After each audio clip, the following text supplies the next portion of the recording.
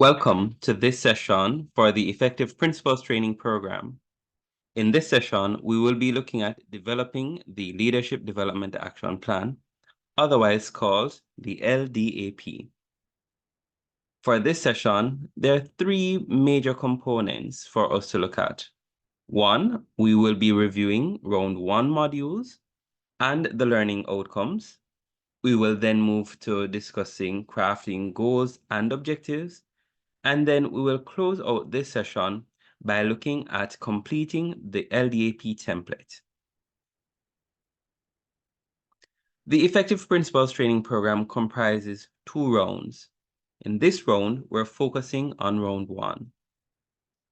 In round one, participants are exposed to a variety of modules, which would include human resource management, improving education for boys, preparation for the new school year, financial management in schools, quality educational leadership, roles and responsibilities of the principal, school planning and data management, and towards a service-oriented school.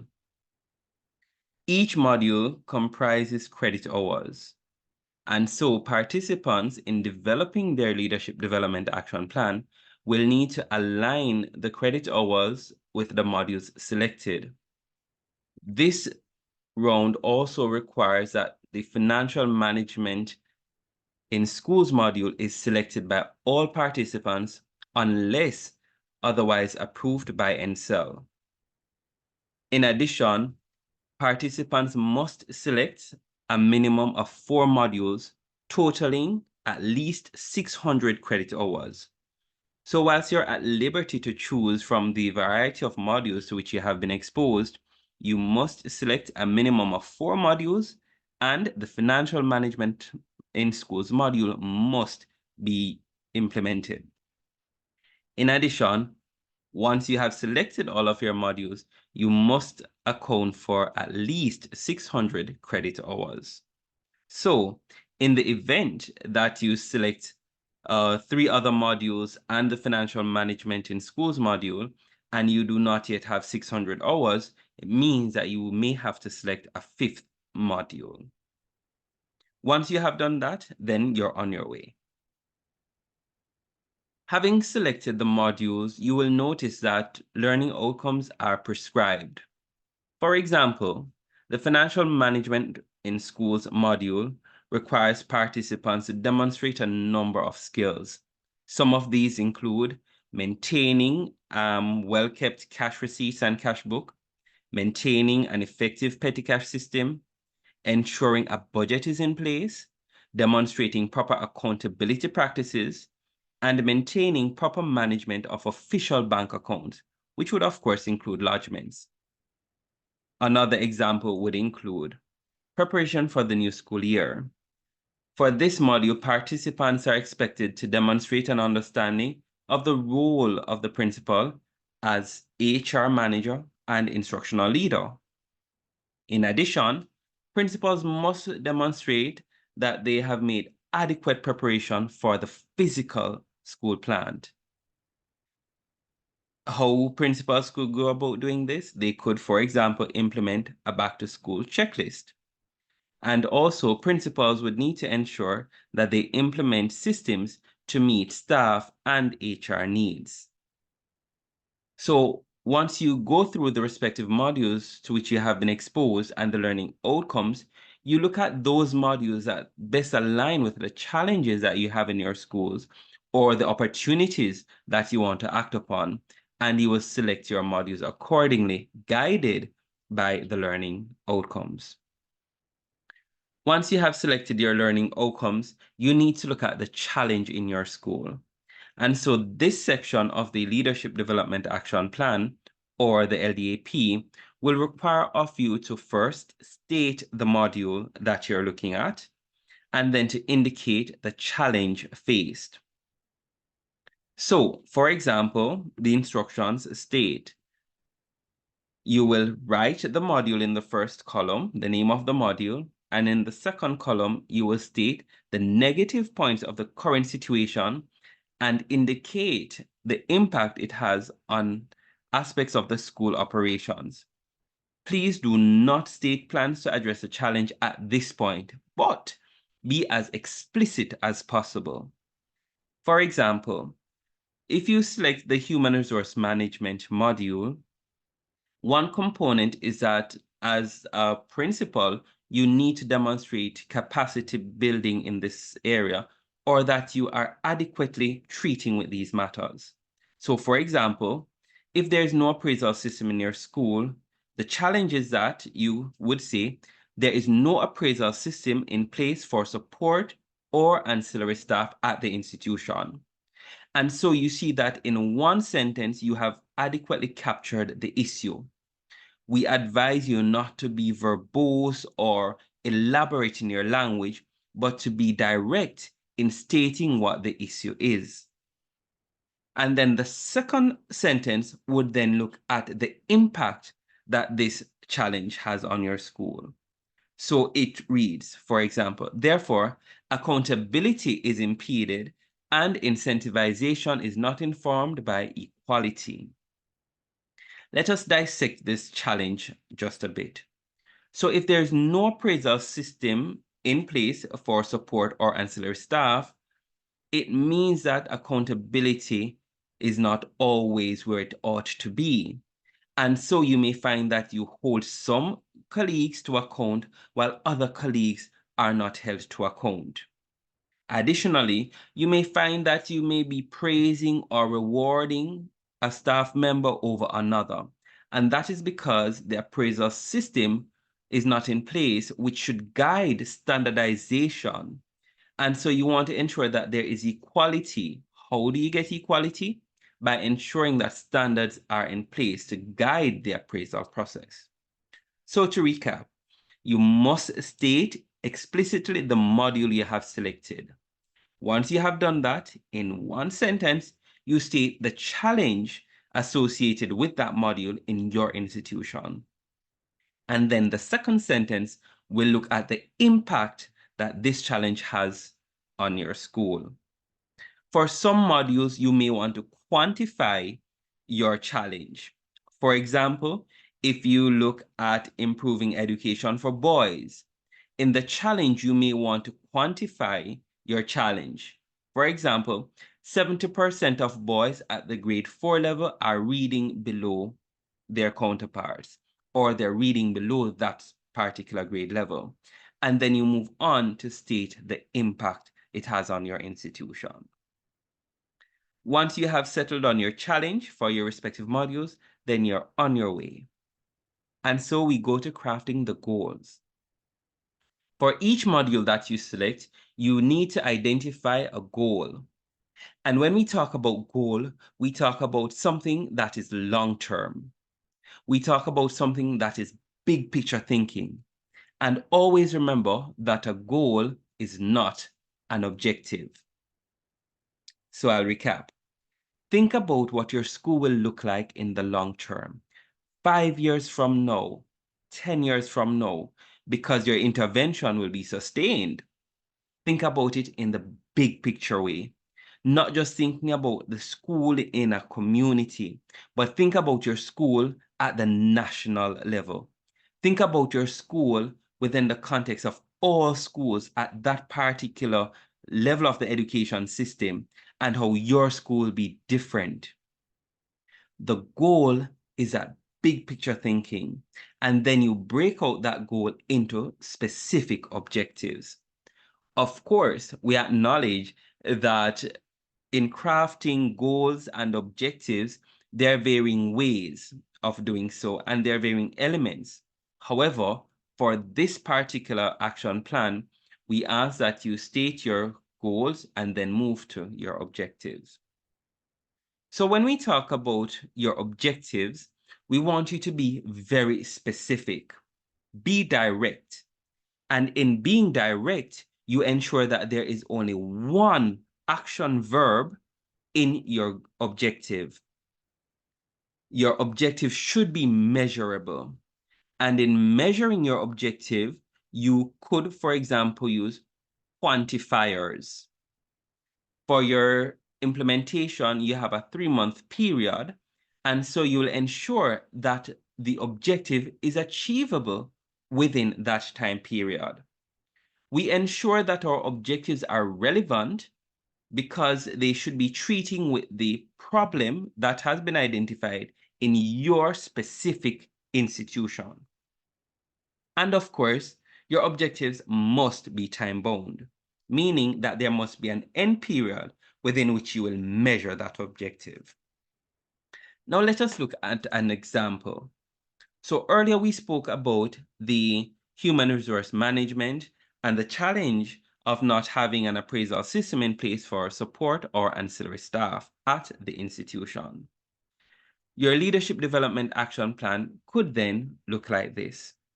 In the first column, you will indicate the name of the module. In the second column, you have the goal. In the third column, you have the associated or affiliated objectives.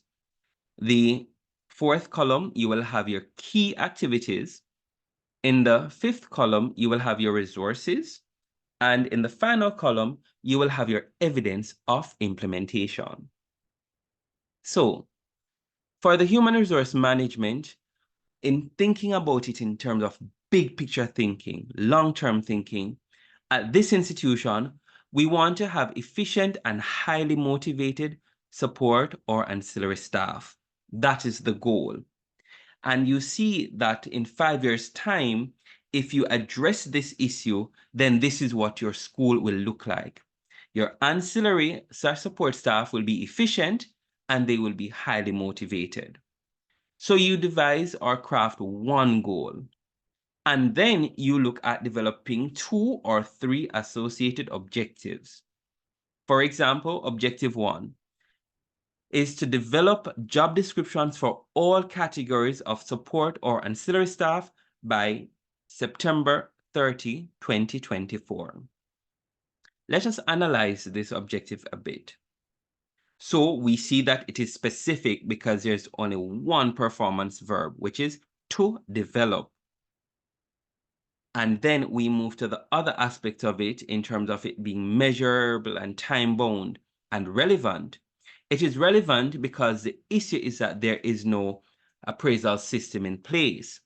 To have an appraisal system in place, it means that you must have job descriptions because those will inform the standards that you'll be evaluating your staff against. And so it is relevant in that context. It is time-bound, meaning that you must meet this objective by September 30, 2024. We could be more specific in terms of it being measurable. Let us say, for example, you have 3 categories of support or ancillary staff in your school. And so your objective could read to develop job descriptions for 3 categories of support or ancillary staff by September 30, 2024. That way, if by September 30, 2024, you only develop for 2 categories of staff, it means that the 3rd category would be outstanding.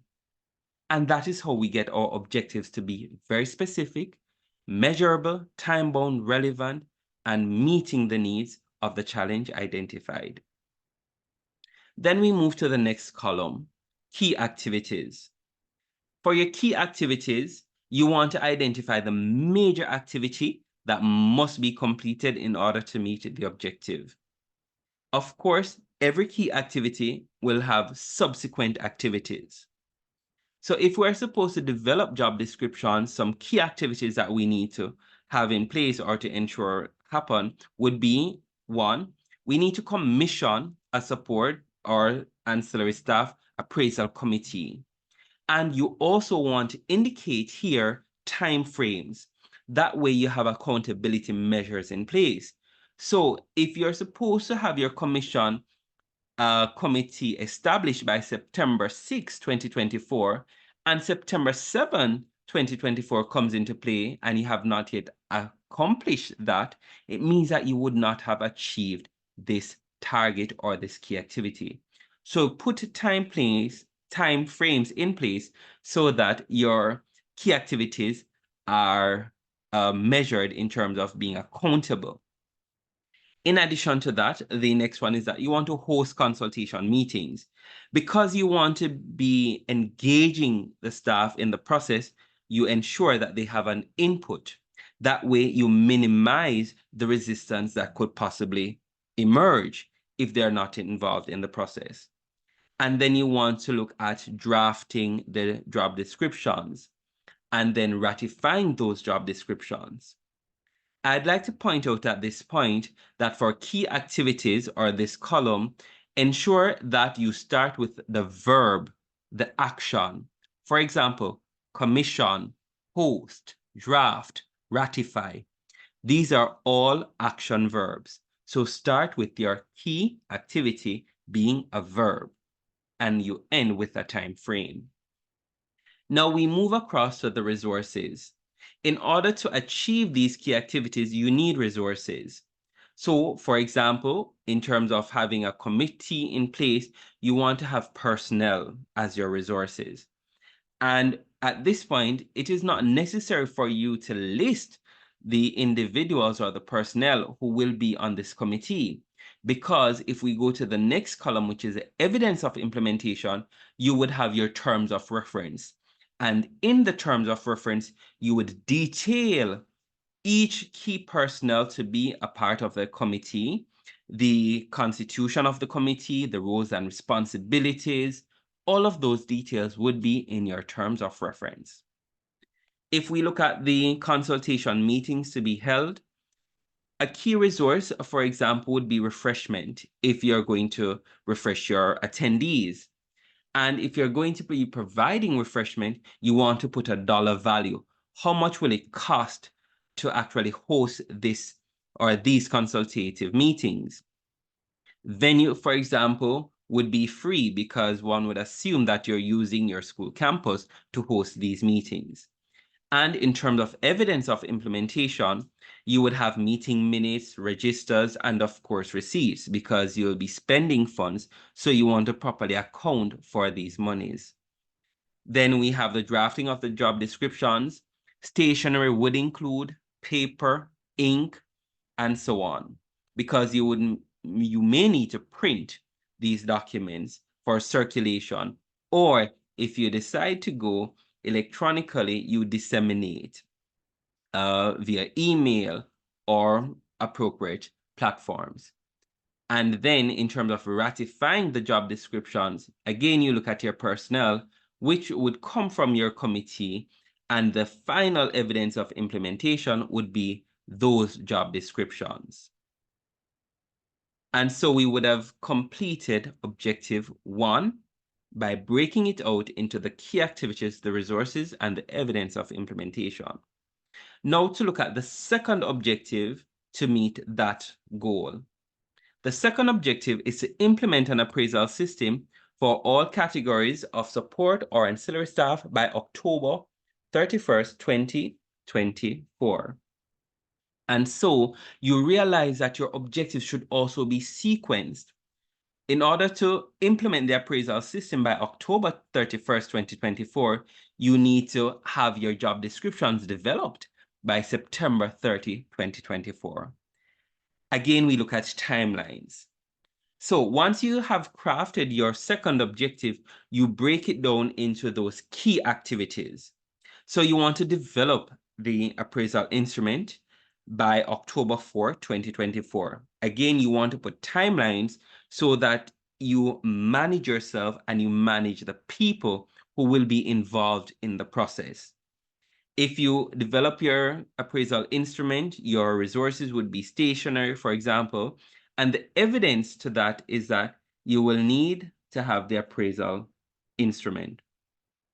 Once you have developed your appraisal instrument, you want to pilot that instrument so that if modifications are to be made, those can be made before you do a full implementation or rollout. And you have your personnel do that, or your committee members do that. And then you have a report as your evidence of implementation. The report doesn't have to be verbose or extensive.